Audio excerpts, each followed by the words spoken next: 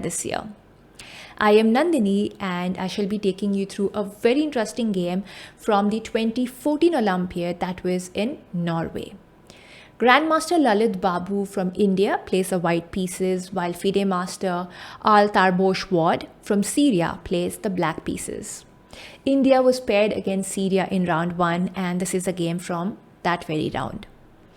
An important thing to remember is, in this very Olympiad, the Indian team created history by winning its very first Olympiad medal. India won the bronze medal in this Olympiad. Let's begin with the game. d4, d5, knight f3, knight f6, c4, c6, knight c3, everything is standard. And over here, Tarbosh chooses to go with d into c4, accepting the gambit. Now, usually in such games, in such variations, black's idea after accepting the gambit is to keep the pawn by playing a move like b5, supporting the c4 pawn on one of the very next moves. In such variations, white would get compensation for the pawn, enough compensation for the pawn by getting good center control, piece development, and so on. The game would be imbalanced and both players would have equal chances. But anyway, Lalith did not allow the b5 move next and immediately chose to play the move a4, taking control of the important b5 square. Now, since black cannot really go b5, black continued development and played this move bishop f5. Again, an important square for the bishop because it controls the e4 square, so it does not allow white to immediately play the move e4 at least and take control of the center immediately. White would have to work for it. So now after bishop f5, Lalith continued to play this move knight e5. A strange looking move at first because it goes against the opening principles that we should not move the same piece twice in the opening, but this is an exception. The point is, Lalith is down a pawn and he would want to regain the pawn as soon as possible. So knight e5 is played so that the knight attacks the pawn and can capture it on the next move or whenever possible. And it also centralizes the knight, so it's not a very bad move, especially in this position. Always remember, there are exceptions. Now, black continued and played the move knight bd7. And of course, Lalith just continued with knight into c4, capturing the pawn as he planned. Now, this particular position is very important. Everything seems to be standard. But here, Tarbosh chose to play this move bishop to g6, which does not seem to be the best possible move right here. Now, the reason is simple. First of all, he is going against the opening principle and moving the bishop twice in the opening at an unnecessary situation. Because having the bishop on f5, if you look at the position, white does not really have an immediate threat on the board and the bishop is not attacked either. So the point of moving the bishop was probably a prophylactic move, but it actually costs him a huge disadvantage in this particular position. Now, what should Tarbosh have done instead of playing this move, bishop g6? Give it a pause and try to think. Now, over here in this kind of position, Tarbosh should have tried to play this move queen to c7, and the idea is pretty simple. As I did already mention earlier, white has two central pawns while black has just one. So black should try to at least get rid of one of the central pawns by playing this move e5 probably and exchange a few pieces, and black would be doing fine in this game. But yes, he did not really choose to play this move queen c7 and he played this move bishop g6. After which, Lalith just continued developing normally, played this move g3, planning a fianchetto.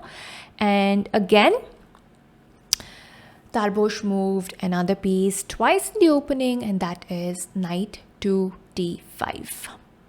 After which, Lalith continued bishop g2, saying, if you want to capture my knight, please capture. I'll capture b into and I'll get another pawn towards the center, which is okay for white.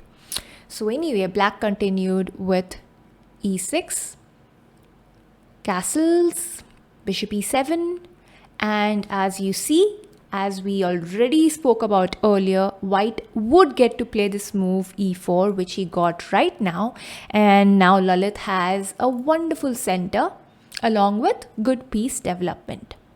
So here now, where's the knight going to go? The knight goes to an outpost square that is available. So knight to b4 makes sense, a decent square for the knight. And Lalith continued with bishop f4.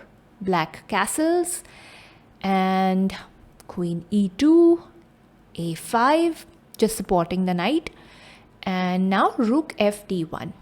This is a very common kind of move that is played in these kind of situations, especially in d4 games, that when there's a queen on d8, you play a move like rook f d1, get the rook on the file of the queen, which kind of creates some fear on the black queen.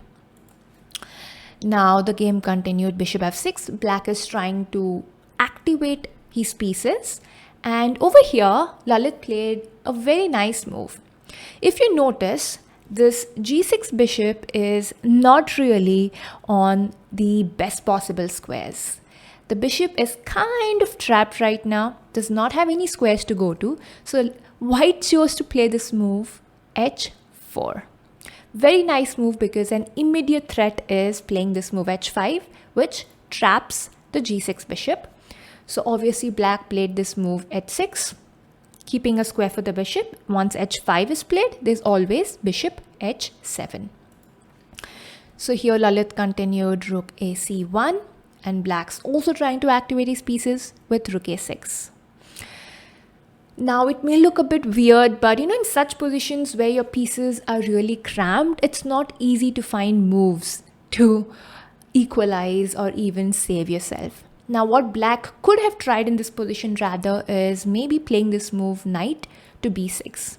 Now why knight to b6? Because whenever you are in a minus position or you are behind in development or even space advantage, good idea or a good trick you could try to use is try to get rid of some pieces from the board. That is, exchange some pieces, because once you do that, it would be easier for you to defend your position. So knight b6, trying to exchange knights, would have been a good try for black.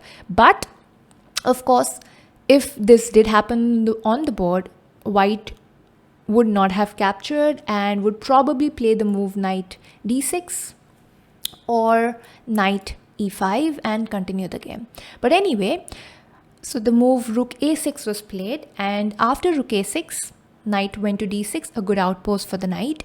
And again, not just an outpost, but the b7 pawn is attacked.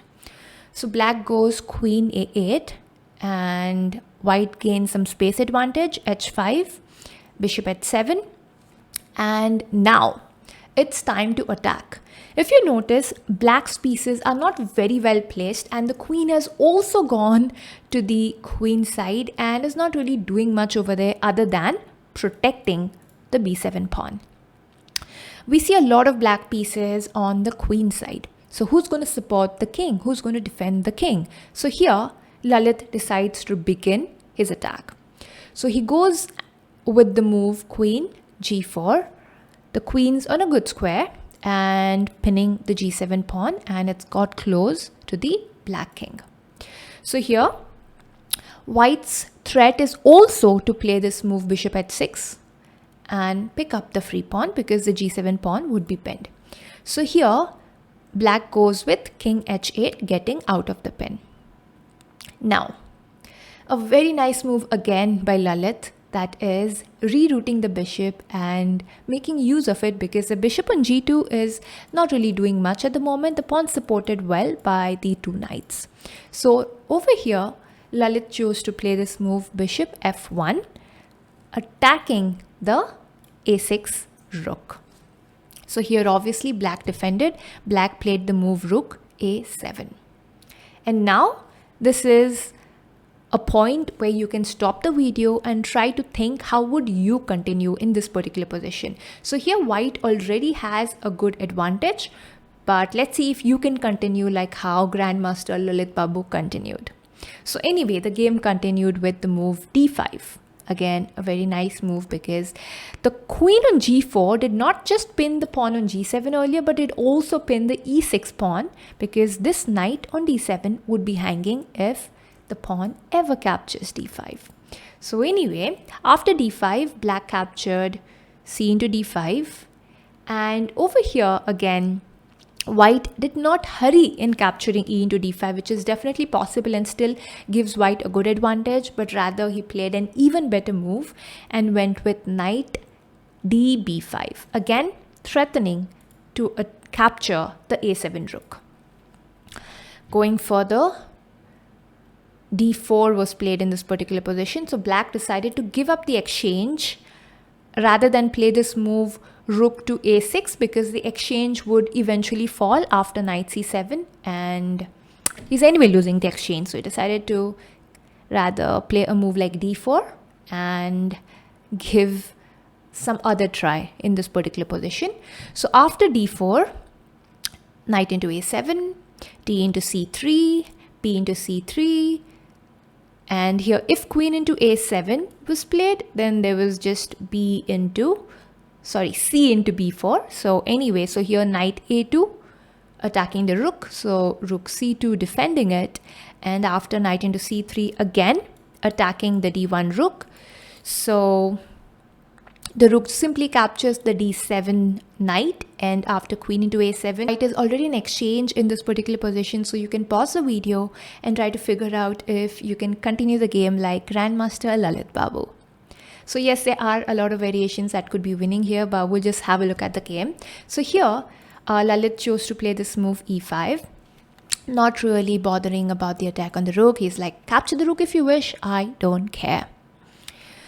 So black did capture the rook with bishop into c2, and after e into f6, there was g into f6, and then came bishop into h6. So here, the rook is attacked and there's a threat of queen g7 checkmate. So it's pretty obvious black's only move in this position seems to be rook g8.